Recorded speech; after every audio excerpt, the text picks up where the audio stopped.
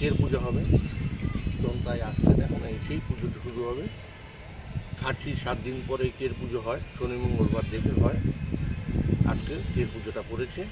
আজকে কের পুজো আছে, আবার সন্ধ্যেবেলা অমাবস্যার নিশি পুজো আছে দুর্গাবাড়িতে। মূলত কের পুজোটা কি কারণে হয়? জগৎবাসী ত্রিপুরাবাসীর মঙ্গলার্থে মহারাজ এই পুজোটা শুরু করেছিলেন। কত বছর আগে এই পুজোর? এটা সঠিক বছর বলা যাবে না, রাজ আমল থেকে চলে আসছে, যুগ যুগ ধরে এই পুজোটা চলে আসছে। ভগবানের কাছে কি প্রার্থনা করা হয়? ভগবানের প্রার্থনা যাতে সুখ শান্তি থাকে, জন্য তো পুজোটা করা হচ্ছে এখানে। নিয়মটা কি রয়েছে এখানে? নিয়ম হলো কালকে রাত্রে 10টায় লেগেছে কের, আজকে সারাদিন থাকবে, কালকে ভোর 5টায় কের সমাপ্ত হবে।